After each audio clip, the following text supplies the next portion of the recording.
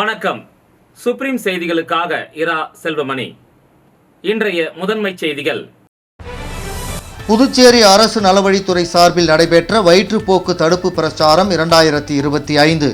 5 வயது வரை உள்ள குழந்தைகளுக்கு ORS மற்றும் ஜிங்கு மாத்திரைகளை வழங்கிய முதலமைச்சர். புதுச்சேரியில் அரசின் கட்டுப்பாடுகளை மீறி செயல்பட்ட ரெஸ்டோ பார். பாரில் இருந்த சுற்றுலா பயணிகளை போலீசார் வெளியேற்றும் CCTV காட்சி சமூக வலைதளங்களில் வைரல். புதுச்சேரி அரசு வேளாண் துறை சார்பில் நடைபெற்ற என் வீடு என் நலம் திட்டம் துவக்க விழா முதலமைச்சர் ரங்கசாமி துவக்கி வைத்தார்.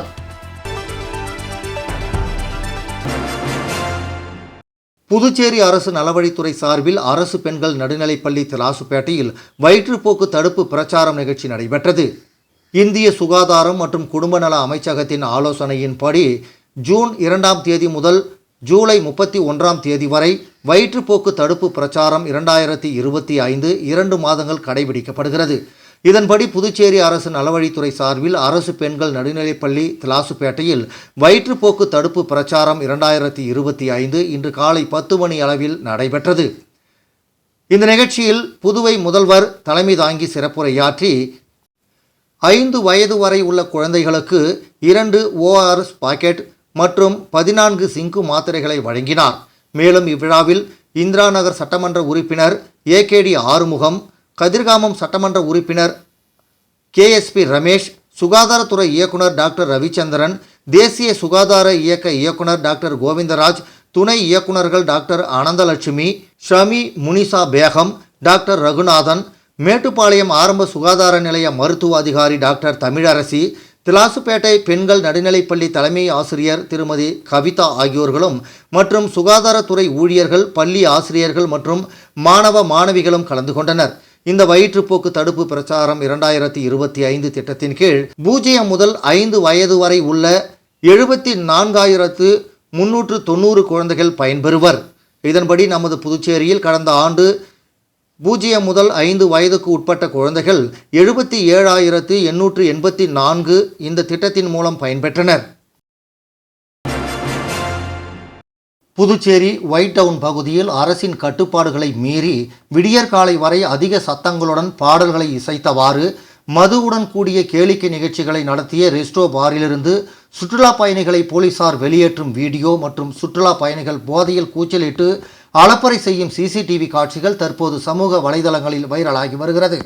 புதுச்சேரி லபூர்தேனே வீதியில் பல்வேறு கேளிக்கை விடுதிகள் செயல்பட்டு வருகிறது. இங்கு புதுச்சேரி மட்டுமன்றி அண்டை மாநில சுற்றுலா பயணிகளும் மதுவுடன் கூடிய நடன நிகழ்ச்சிகளில் பங்கேற்று நடனமாடி மகிழ்வது வழக்கம். ஆனால் புதுச்சேரி கலால்துறை சார்பில் இரவு 12 மணி வரை மட்டுமே கேளிக்கை விடுதிகள், ரெஸ்டோ பார்கள் செயல்பட அனுமதி அளித்திருந்தது. ஆனால் ஒயிட் டவுன் என அழைக்கப்படும் நகர பகுதிகளில் இயங்கும் பல்வேறு கேளிக்கை விடுதிகள் அரசின் உத்தரவை மதிக்காமல் நேர கட்டுப்பாடுகளை பற்றி எந்தவித அச்சமும் கொள்ளாமல் விடியற்காலை 4 மணி வரை செயல்பட்டு வருகிறது. அதன்படி லபூர்தேனோ வீதியில் இயங்கி வரும் தனியார் ரெஸ்டோ பார் ஒன்றில் இரவு 3 மணி வரை அதிக சத்தத்துடன் பாடல்களை இசைத்து கேளிக்கை நிகழ்ச்சிகளை தொடர்ந்து நடத்தி வருவதால் அப்பகுதியில் வசிக்கும் மக்கள் மிகுந்த சிரமத்திற்கு உள்ளாகிய நிலையில் இது குறித்து ஹோட்டல் நிர்வாகத்திடம் அப்பகுதியில் வசிக்கும் மக்கள் பலமுறை புகார் தெரிவித்தும் அதனை கண்டுகொள்ளவில்லை என கூறப்படுகிறது. இந்த நிலையில் கட்டுப்பாடுகளை மீறி நள்ளிரவு 1 மணிக்கு மேல் கேளிக்கை நிகழ்ச்சிகளை நடத்திய தனியார் ரெஸ்டோ பாரில் இருந்து சுற்றுலா பயணிகளை ஒதியஞ்சாலை போலீசார் வெளியேற்றும் CCTV காட்சிகள் வெளியாகியுள்ளது. அதில் கடந்த 15ஆம் தேதி நள்ளிரவு 12 மணிக்கு மேல் போலீசார் புகாரின் பேரில் கேளிக்கை ரெஸ்ட் பார் ஊழியர்களிடம் எச்சரிக்கை செய்துவிட்டு செல்கின்றனர். ஆனாலும் அதனை கண்டுகொள்ளாமல் கேளிக்கை ரெஸ்டோ பார் செயல்பட்ட நிலையில் மீண்டும் 1 மணிக்கு மேல் மீண்டும் அங்கு வந்த போலீசார் அதிரடியாக சுற்றுலா பயணிகளை வெளியேற்றினர். அப்போது ஊழியர்கள் மற்றும் சுற்றுலா பயணிகள் போலீசாருடன் வாக்குவாதம் செய்கின்றனர். அது மட்டுமன்றி மது போதையில் சுற்றுலா பயணிகள் உணவகத்தின் வெளியே கத்தி கூச்சலிட்டு அலப்பறை செய்யும் வீடியோக்களும் தற்பொழுது இணையதளங்களில் வைரலாகி வருகிறது. மேலும் கேளிக்கை உணவகத்தின் வாயிலில் நடைபெறும் எந்தவித காட்சிகளையும் பதிவு செய்யக்கூடாது என அதிக வெளிச்சத்துடன் கூடிய விலக்கு பொருத்தப்பட்டுள்ளது. இதன் காரணமாக அங்கு நடைபெறும் பல்வேறு சமூக விரோத செயல்கள் வெளியே தெரியாமல் மறைக்கப்படுவதாக அப்பகுதி மக்கள் குற்றம் சாட்டியுள்ளனர். தற்போது இந்த விவகாரம் குறித்து தமிழக வாழ்வுரிமை கட்சி மற்றும் அப்பகுதி மக்கள் கலால் துறை ஆணையரிடம் புகார் அளித்துள்ளனர் என்பது குறிப்பிடத்தக்கது.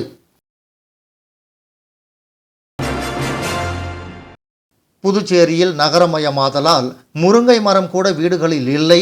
பைக், கார் வாங்கி நிறுத்த இடம் இருக்கு, ஆனால் மரம் வைக்க இடமில்லை என்றும் பசியில்லாத ஒரு நிலையை அரசு உருவாக்கி கொடுத்துள்ளது என வேளாண் துறை விழாவில் முதலமைச்சர் ரங்கசாமி பேசினார். புதுச்சேரி அரசு வேளாண் மற்றும் விவசாயிகள் நலத்துறை சார்பில் என் வீடு என் நலம் என்ற திட்டம் துவக்க விழா புதுச்சேரி தாவரவியல் பூங்காவில் நடைபெற்றது. வேளாண் துறை அமைச்சர் தேனி ஜெயக்குமார் தலைமை உரையாற்றினார். இதில் சிறப்பு விருந்தினராக முதலமைச்சர் ரங்கசாமி கலந்து கொண்டு ரூபாய் 5000 மதிப்புள்ள 21 பொருட்கள் அடங்கிய தோட்டக்கலை உபகரண தொகுப்புகளை துவக்கி வைத்து சுய உதவி குழுவை சார்ந்த 200 பயனாளிகளுக்கு இலவசமாக வழங்கினார். இதில் சபாநாயகர் செல்வம், சட்டமன்ற உறுப்பினர் அனிபால் கென்னடி, அரசு செயலர் நெடுஞ்செழியன் மற்றும் துறை அதிகாரிகள், ஊழியர்கள், பயனாளிகள் கலந்து கொண்டனர். விழாவில் பேசிய முதலமைச்சர் ரங்கசாமி, என் வீடு என் நலம் என்றால் என் வீடு நன்றாக இருந்தால் நான் நன்றாக இருக்கிறோம் என்பதுதான் இந்த திட்டத்தின் பொருள். நகரமயமாதலால் விவசாய நிலம் குறைந்து கொண்டு வருகிறது. விவசாய உற்பத்தி, நமக்கு தேவையான உணவு உற்பத்தி குறைந்து வருகிறது. இரும்பு சத்துள்ள முருங்கைக்கீரையை அன்றைய காலத்தில் அதிகம் சாப்பிடுவார்கள். முருங்கை மரம் அனைத்து வீடுகளிலும் இருக்கும், ஆனால் இப்போது இல்லை. அனைத்து வீடுகளிலும் 4 பைக், கார் இருக்கிறது. அதற்கு இடம் இருக்கு வீடுகளில், ஆனால் முருங்கை மரம் வைக்க இடமில்லை என சுட்டிக்காட்டி பேசிய அவர், மாடி தோட்டம் அமைத்து முருங்கை மரம், மிளகாய், தக்காளி உள்ளிட்ட சாகுபடிகள் செய்யலாம். அதற்காகத்தான் இந்த திட்டத்தை துவக்கி வைத்துள்ளோம் என்றார். இதெல்லாம் பார்த்தா முருங்கை மரம் கண்டிப்பா இருக்கு. ஒவ்வொரு வீட்லையும் முருங்கை மரம் இருந்தாலும் பக்கத்துல வாங்க. அவசரமா இந்த கீரையை மட்டும் போட்டு கீரை கல்வி சாப்பிட கொடுத்தாங்க. அவசரமா இருக்கலாம், ஆனா நல்ல சத்துள்ள உணவு, மஞ்சள் வேலை செய்யறவங்களுக்கு நல்ல சத்து, இரும்பு சத்து உள்ள உணவு அந்த முருங்கை. அப்ப ஆனால் எல்லா வீட்லையும் வச்சுட்டு இருப்பாங்க. இதுக்கான முருங்கை மரத்தை பார்க்க முடியல, நம்ம பயிர் எங்கேயுமே பார்க்க முடியல. எல்லாம் நகரமயம் வந்தது, வீடு எல்லாம் வந்து போச்சு. வீட்டு எதிர்க்க அந்த முருங்கை மரம் நடுறதுக்கு கூட அவங்க இடம் இல்லை, வைக்கிறது. அது மட்டுமல்ல, ஒவ்வொரு வீட்டுல 4 மோட்டைகள் நிற்குது, காரு நிற்குது, எல்லாம் இருக்குதுயா. அவங்க முருங்கை வைக்கிறதுக்கு இடம் இல்லை, யாரும் செடியை கட்டிக்கு இடம் இல்லை. இது ஒரு வளர்ச்சி என்று கூட சொல்லுவாங்க. சொல்லுவேன், இது நமக்கு ஒரு வளர்ச்சி. அந்த மோட்டைகள் வாங்கக்கூடிய அளவு நமக்கு தேவை இருக்கு, கார் வாங்கக்கூடிய அளவுக்கு நமக்கு தேவை இருக்கு. அது ஒரு பொருளாதார வளர்ச்சி நமக்கு வந்து கொண்டிருக்கிறது. அது ஒரு பெரிய வளர்ச்சி. இருந்தாலும் இருக்கின்றது எப்படி பயன்படுத்தலாம் என்பதை பற்றி நான் சிந்திக்கின்ற கட்டாயம் நமக்கு இருக்கின்றது. அந்த சிந்தனை அடிப்படையில் தான் இதுல என் வீட்டுல ஒரு தோட்டம் வைக்கிறது. நம்ம வீட்டு தோட்டம் ஒரு சத்துணவு திட்டம். அவங்க நம்ம வீட்டு தோட்டம் ஒரு சத்துணவு திட்டம். தொடர்ந்து பேசிய அவர், அனைவரும் சோலார் பொருத்த வேண்டும். அதன் மூலம் நமக்கு தேவையான மின்சாரத்தை எடுத்துக்கொண்டு மீதமுள்ள மின்சாரத்தை அரசிடம் வழங்கினால் அதற்கான வருமானமும் கிடைக்கும்.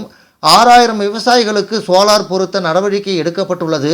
அந்த திட்டத்தை விரைவில் தொடங்க உள்ளோம் என்றும், பசியில்லாத ஒரு நிலையை அரசு உருவாக்கி கொடுத்துள்ளது. எந்த குறையும் இல்லாமல் நல்ல அரிசி, வெள்ளை அரிசி வழங்கப்பட்டு வருகிறது. எதிர்காலத்தில் பிரச்சனையும் சிரமமும் இல்லாமல் நிர்வாகம் நடத்த வேண்டும் என்பதற்காகத்தான் அனைத்து பணியிடங்களையும் நிரப்பி வருகிறது என்று அவர் பேசினார். இது மாதிரி நல்ல மருத்துவ வசதி, எல்லா மருந்தும் இருக்கு, தைரியமா சொல்லலாம். வீட்டில எல்லா மருத்துவங்களும் கிடைக்கும். நம்முடைய அரசு மருத்துவங்கள எல்லா மருந்துகளும் கிடைக்கும், கொடுக்குறேன். வெளியில வாங்க சொல்ற பழக்கமே இல்லை நம்மகிட்ட. புதுச்சேரியின் அரசு மருத்துவம் பார்த்தீங்கன்னா இதை போய் வெளியில போய் வாங்கிக்கீங்க அப்படின்னு சொல்லக்கூடிய நிலையில் இல்லை. எல்லா மருந்துகளும் இருக்குது. எல்லா மருந்துகளும் நம்முடைய நோயாளிகளுக்கு, உடல்நோயாக இருந்தாலும் சரி, உள்நோயாக இருந்தாலும் சரி, மருந்துகள் வழங்கப்படுகிறது. நல்ல அரிசி செய்யப்பட்டு வந்தது. இறுதி அரிசி பண்ண ஒரு 500 பேர் மேல செய்திருக்கிறோம். மூத்த அரிசி செய்யறாங்க. கிட்னி டிரான்ஸ்பிளண்ட், கிட்னி மாற்று கிட்னி செய்து கொண்டிருக்காங்க. ஒரு வாரத்துக்கு முன்னாடி செஞ்சாங்க, ஒருத்தர் செஞ்சாங்க. இது மாதிரி இந்த மருத்துவ வசதி நம்ம சொல்லக்கூடிய அளவிற்கு நான் அடிக்க சொல்றேன். சென்னைக்கு போகக்கூடாது, இங்கே செய்யணும், எல்லா வசதியும் இருக்குன்னு சொல்லுவேன் அடிக்கடி. அது போகின்றால் நிறைவேறி வருகின்றது என்பது உண்மை. பெரிய சென்னைக்கு போனா எவ்வளவு சிரமம் இருக்கு, எவ்வளவு செலவாக உண்டு. நம்ம எழுதி பார்த்தா பெரிய கஷ்டம். மருத்துவத்துக்கே எவ்வளவு செலவு பண்றாங்க. 6 லட்சம் வாங்க, 5 லட்சம் வாங்க. உள்ள போயிட்டாங்கன்னா 12 லட்சம் 12 லட்சம் கட்டினாதான் வெளியே வர முடியுமா? அதெல்லாம் இல்லாம நம்முடைய அரசு பொது மருத்துவமனையில் சிறந்த சிறப்பு மருத்துவம் கிடைக்கும் என்ற நிலையில் அரசாங்கம் நல்ல மருத்துவரை நியமித்து வருகின்றது. கருவிகள் வாங்கி கொடுக்கப்பட்டு வருகின்றது, நல்ல மருந்துகள் கொடுக்கப்பட்டு வருகின்றது. இதெல்லாம் நம்முடைய மக்களுக்குரிய மருத்துவ வசதி சிறப்பாக கிடைக்க வேண்டும் என்பதில் அரசு மிகுந்த கவனம் செலுத்தி வருகிறது. புதுச்சேரி மிஷன் வீதியில் உள்ள புனித அந்தோணியார் ஆலய பெருவிழாவில் தேர்பவனி நடைபெற்றது. புதுச்சேரி மிஷன் வீதியில் புனித அந்தோணியார் ஆலயத்தில் புனித அந்தோணியாரின் ஆண்டு பெருவிழா கொண்டாட்டம் கடந்த 5ஆம் தேதி மாலை கொடியேற்றத்துடன் தொடங்கியது. தொடர்ந்து நாட்களில் தினமும் காலை மாலை சிறப்பு திருப்பலிகள் நடைபெற்றன. நேற்று மாலை புனித அந்தோணியாரின் தேர்பவனி நடைபெற்றது. இதில் சட்டமன்ற உறுப்பினர் அனிபால் கென்னடி மற்றும் திரளான கிறிஸ்தவர்கள் கலந்து கொண்டனர். மிஷன் வீதியில் தொடங்கிய இந்த தேர்பவனி முக்கிய வீதிகள் வழியாக சென்று மீண்டும் ஆலயத்தை வந்தடைந்தது. தொடர்ந்து இன்று கொடியிறக்கம் மற்றும் திருப்பலியுடன் திருவிழா நிறைவு பெறுகிறது.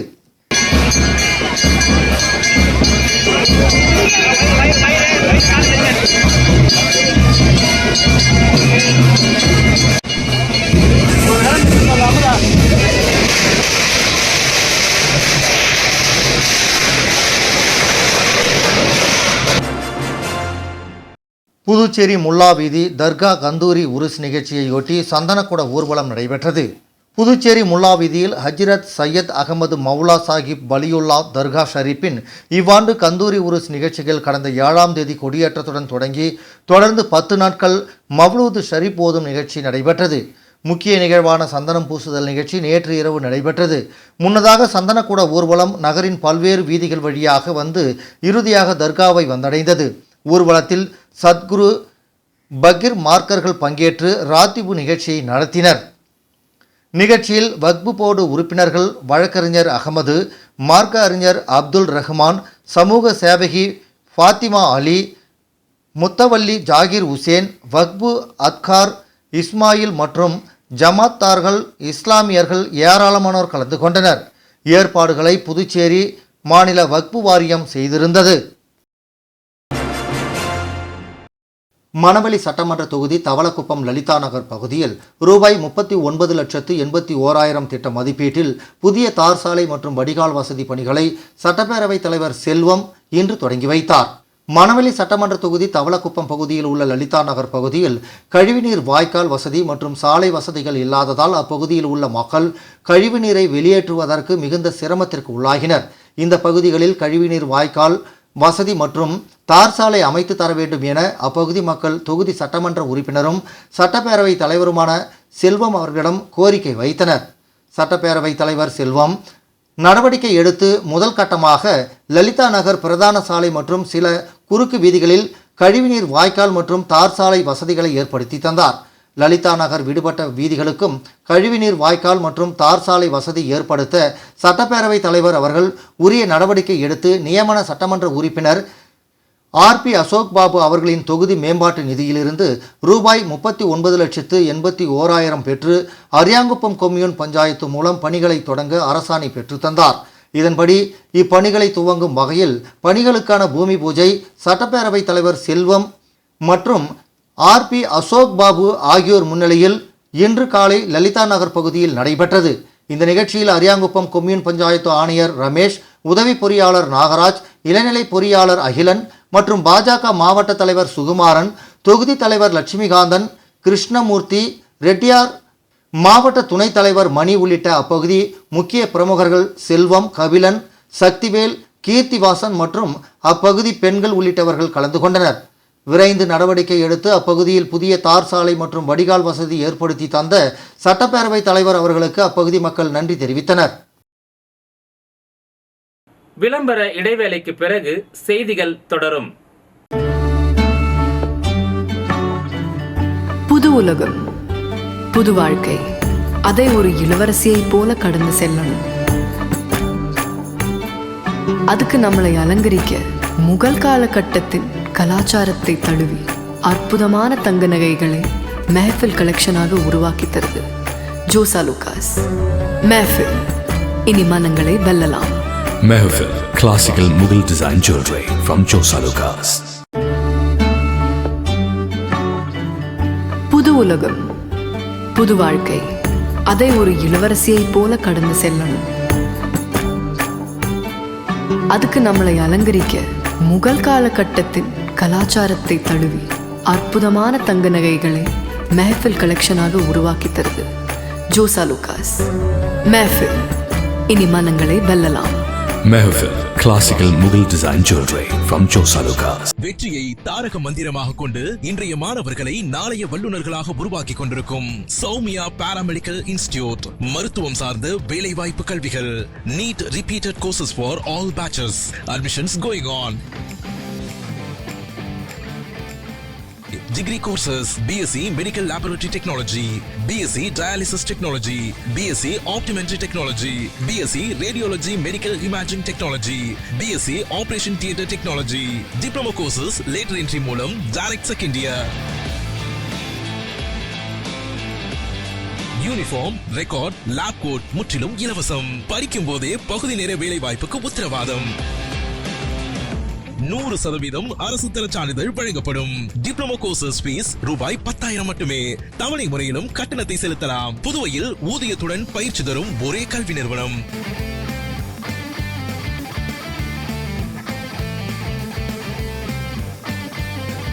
நமது Soumya paramedical institute number 7 Koodapakkam main road, Villianur bypass, Puducherry. For contact 8220931846. Kandamangalam அருகே வாலிபரை கொடூரமாக கத்தியால் வெட்டி கொலை செய்து வலது கையை துண்டித்த வழக்கில் 2 பேரை போலீசார் கைது செய்தனர். புதுச்சேரி திருக்கனூர் போலீசார் கடந்த 15ஆம் தேதி நள்ளிரவு 1 மணி அளவில் கொடாத்தூர் மணவெளி ஐயனார் கோவில் அருகே ரோந்து பணியில் ஈடுபட்டிருந்தனர். அப்போது அவ்வழியே சாக்கு மூட்டையுடன் மோட்டார் சைக்கிளில் வந்த இருவரை போலீசார் தடுத்து நிறுத்த முயன்றனர். போலீசாரை கண்டதும் இருவரும் சாக்கு மூட்டை மற்றும் மோட்டார் சைக்கிளை அங்கேயே போட்டுவிட்டு தப்பி ஓடிவிட்டனர். போலீசார் சாக்கு மூட்டையை பிரித்து பார்த்தபோது துண்டிக்கப்பட்ட ஒரு கை ரத்தம் சொட்டிய நிலையில் இருப்பதை கண்டு அதிர்ச்சி அடைந்தனர். திருக்கனூர் இன்ஸ்பெக்டர் ராஜகுமார், சப் இன்ஸ்பெக்டர் பிரியா ஆகியோர் சம்பவ இடத்திற்கு விரைந்து சென்று துண்டிக்கப்பட்டு கிடந்த கையையும் அதன் அருகில் கிடந்த கத்தியையும் கைப்பற்றி வழக்கு பதிவு செய்து தீவிர விசாரணை மேற்கொண்டனர். இந்த வழக்கில் கண்டமங்கலம் போலீஸ் சரகம் எஸ் ஆண்டிபாளையம் மாரியம்மன் கோவில் வீதியைச் சேர்ந்த பஞ்சாசரம் மகன் தட்சிணாமூர்த்தி என்கிற பாபு மற்றும் திருமங்கலம் ஊராட்சி வடக்குப்பாளையம் மாரியம்மன் கோவில் திரு முருகன் மகன் ரோஹித் ஆகிய இருவரையும் நேற்று கைது செய்தனர். விசாரணையில் அவர்கள் கண்டமங்கலம் போலீஸ் சரகம் பெரியபாபு சமுத்திரம் அருகே ஒரு வாலிபரை கத்தியால் கொடூரமாக வெட்டி கொலை செய்து வயல்வெளியில் அடர்ந்த புதரில் மறைத்து வைத்துள்ளதை ஒப்புக்கொண்டனர். கொலை நடந்தது எப்படி? புதுச்சேரி செல்லிப்பட்டு மெயின் ரோட்டில் வசித்து வரும் மணி அம்பிகா தம்பதியரின் மூத்த மகன் ஆதி நாராயணன். 33 வயதான இவர் திருமணமாகாதவர், குடிப்பழக்கம் உடையவர். சம்பவ நாளான கடந்த 15ஆம் தேதி இரவு 10 மணி அளவில் வழக்கம்போல் பெற்றோரிடம் சண்டை போட்ட ஆதிநாராயணன் கோபித்து கொண்டு வீட்டிலிருந்து கண்டமங்கலம் நோக்கி நடந்து சென்றுள்ளார். இந்த நிலையில் எஸ் ஆண்டிபாளையம் தட்சிணாமூர்த்தி, அவரது நண்பர் வடக்குப்பாளையம் ரோஹித் இருவரும் கண்டமங்கலம் வானூர் சாலையில் பெரியபாபு சமுத்திரம் அருகே சாலையோரம் தங்கள் மோட்டார் சைக்கிளை நிறுத்திவிட்டு வயல்வெளியில் அமர்ந்து மது குடித்துள்ளனர்.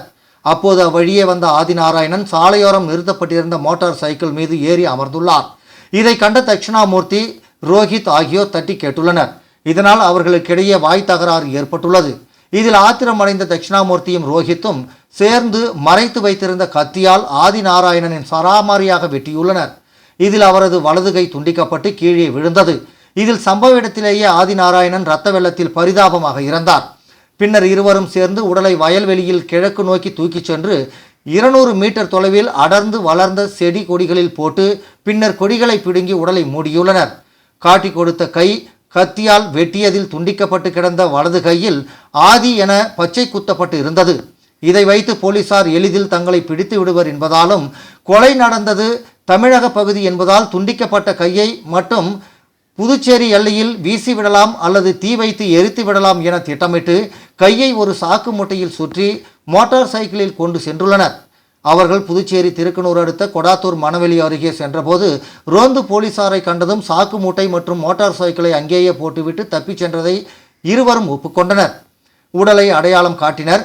கொலையாளிகள் அளித்த வாக்குமூலத்தின் அடிப்படையில் நேற்று காலை 10:30 மணிக்கு தட்சிணாமூர்த்தி, ரோஹித் இருவரையும் திருக்கனூர் போலீசார் தமிழக பகுதியான பெரியபாபு சமுத்திரம் அழைத்து சென்றனர்.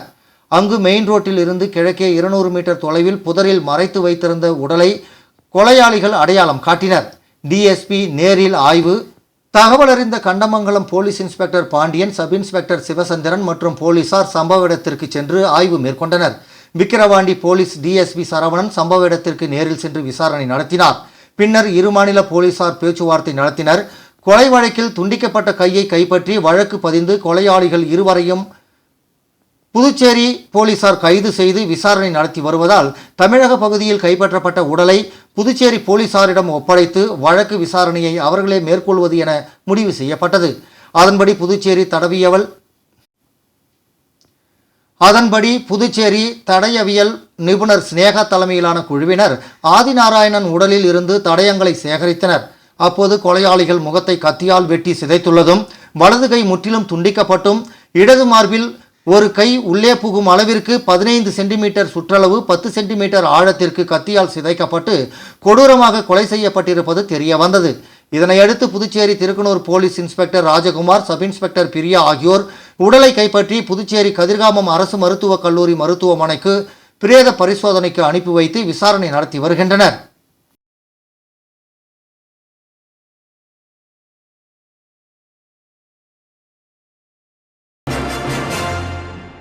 பூரணாங்குப்பம் குளத்தை புனரமைப்பதற்கு அபயம் தொண்டு நிறுவனம் சார்பில் அதன் நிறுவனர் சுந்தரமுருகன் உதவிகளை வழங்கினார். புதுச்சேரி பூரணாங்குப்பம் பகுதியில் முழியன் குளம் என்னும் கோயில் குளம் ஒன்று இருந்து வருகிறது. அது கடந்த 100 ஆண்டுகளாக பராமரிக்கப்படாமல் மோசமடைந்து இருந்தது.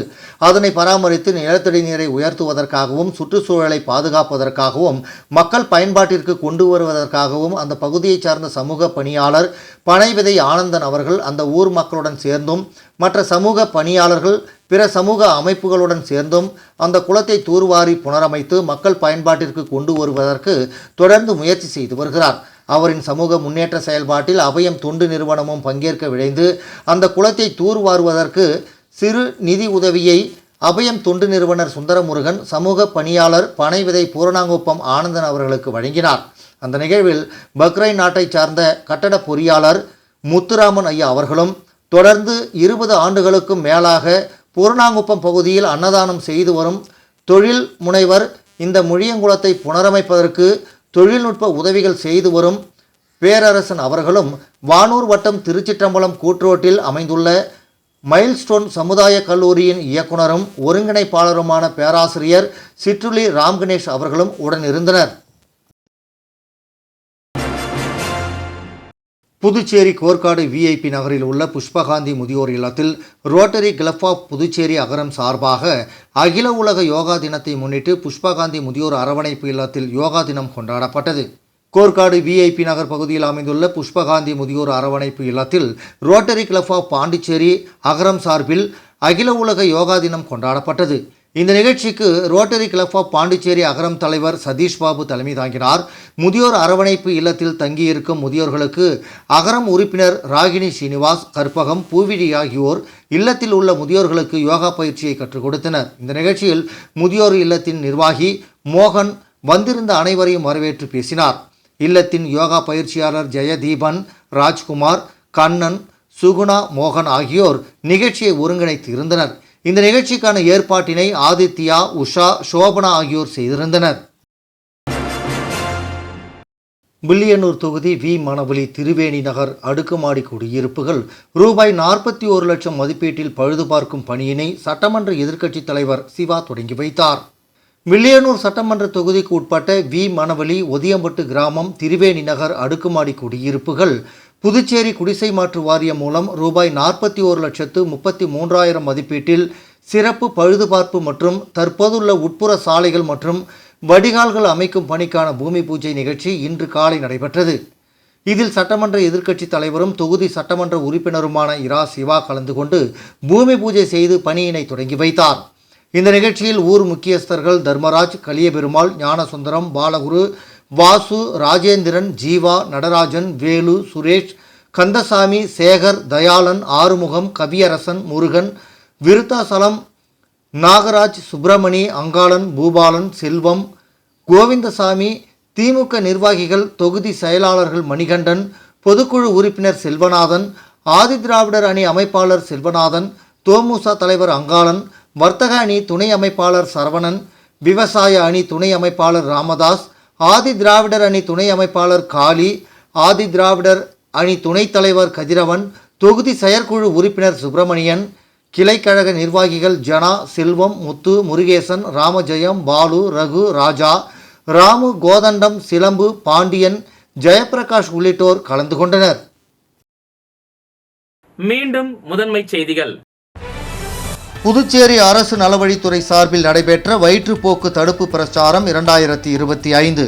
5 வயது வரை உள்ள குழந்தைகளுக்கு ORS மற்றும் ஜிங்கு மாத்திரைகளை வழங்கிய முதலமைச்சர்.